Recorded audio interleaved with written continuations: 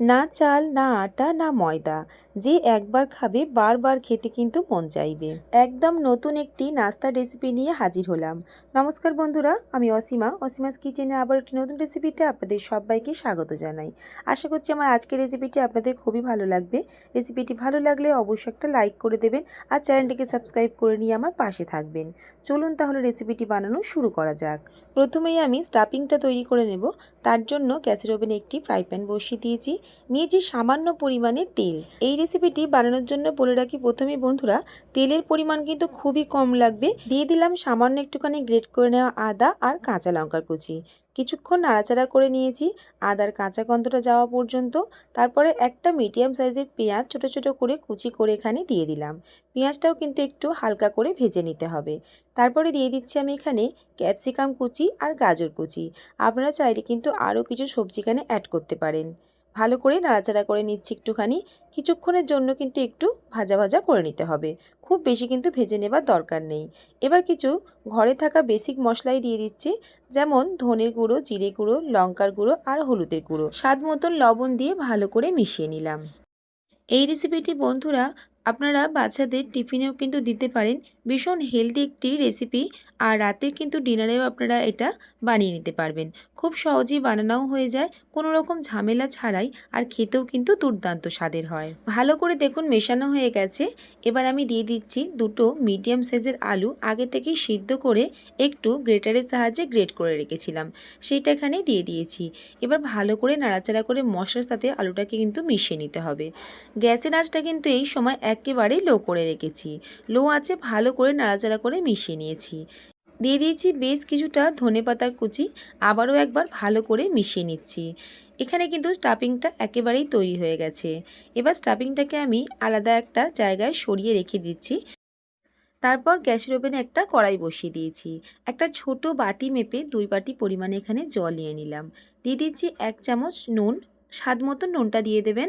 আর দিচ্ছি কিছুটা chilli flakes. আর দিয়ে দিলাম 1 চামচ মতন সাদা তিল আর কিছুটা ধনেপাতা কুচি। এবার হালকা একবার জলটাতে বলক আসা পর্যন্ত অপেক্ষা করব। জলে দেখুন হালকা বলকও চলে এসছে। এবার ভালো করে একবার নাড়াচাড়া করে মিশিয়ে নিয়েছি। যেই ছোট বাটিটা মেপে আমি জল নিয়েছিলাম, এবার সেই ছোট বাটি মেপেই 1 বাটি পরিমাণ এখানে সুজি নিয়েছি।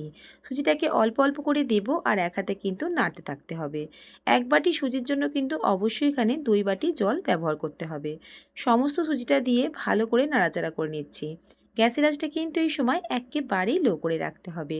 লো আঁচে আস্তে আস্তে নাড়াচাড়া করতে করতে দেখবেন সুজিটা কিন্তু একটা দলায় পরিণত হয়ে আসছে। দেখুন সুজিটা কিন্তু খুব তাড়াতাড়ি দলায় পরিণত হয়ে গেছে। বন্ধুরা, যখন রুটি খেতে ভালো লাগবে না তখন কিন্তু এই রেসিপিটা একবার ট্রাই করে দেখতে পারেন। আর আমার রেসিপিটি যদি ভালো লাগে অবশ্যই কিন্তু একটা লাইক করে দেবেন।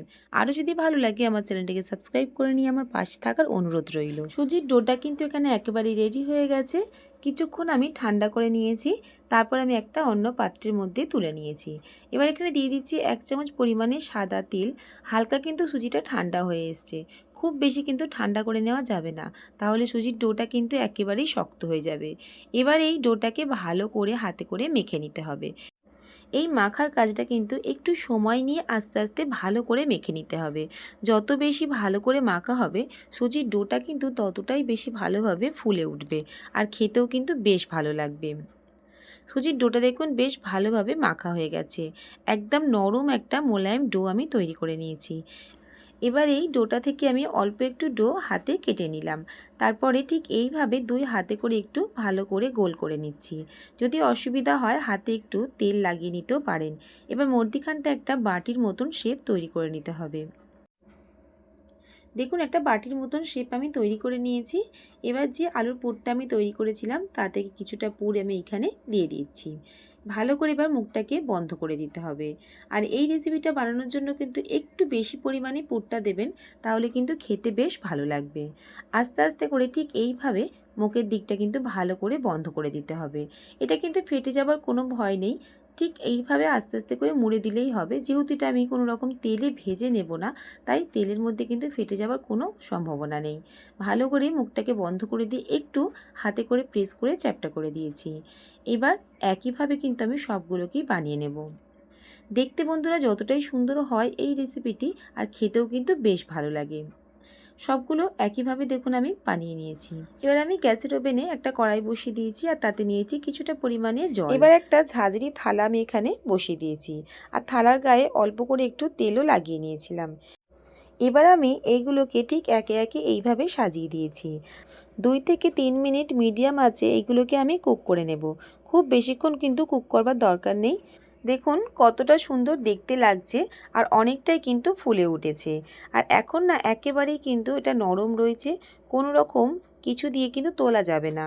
একটু ঠান্ডা হয়ে গেলে কিন্তু হাতে করে খুব সহজে এটা উঠে আসবে, কোনো অসুবিধা হবে না। এই নাস্তাটি কিন্তু একেবারেই তৈরি হয়ে গেছে। তবে আরও একটু চটপটা বানানোর জন্য আমি এখানে একটা ফ্রাই প্যান নিয়েছি, তার মধ্যে সামান্য একটু তেল নিয়ে নিয়েছি আর কিছুটা দিলাম তিল আর এখানে একটু দিয়েছি কাশ্মীরি লঙ্কার গুঁড়ো। একটু দেখতেও সুন্দর লাগবে আর খেতেও কিন্তু বেশ ভালো লাগবে। গ্যাসের আঁচটা মিডিয়াম করে ভালো করে নাড়াচাড়া করে নিয়েছিলাম। এবার একে একে এই নাস্তাটিকে আমি এখানে দিয়ে দিয়েছি আর দিয়ে কিন্তু হালকা হাতে আরও একটা পাশ এইভাবে উল্টে দিচ্ছি। খুব বেশিক্ষণ কিন্তু এইভাবে রাখবার দরকার নেই, তাহলে আবার খুব হার্ড হয়ে যেতে পারে। একটু নাড়াচাড়া করেই খালি আমি নামিয়ে নিয়েছি।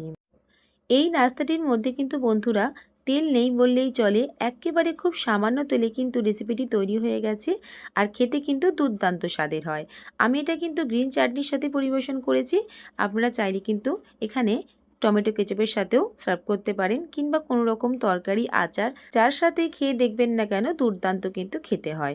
অবশ্যই বাড়িতে একবার বানিয়ে দেখবেন। যদি বাড়িতে বানান কমেন্ট বক্সে জানাতে একেবারেই ভুলবেন না যে খেয়ে আপনাদের কেমন লাগলো। আর আপনি যদি এই রেসিপিটি আমার ফেসবুক পেজ থেকে দেখে থাকেন, পেজটিকে অবশ্যই ফলো করে নেবেন। আজকের মতন তাহলে আসি।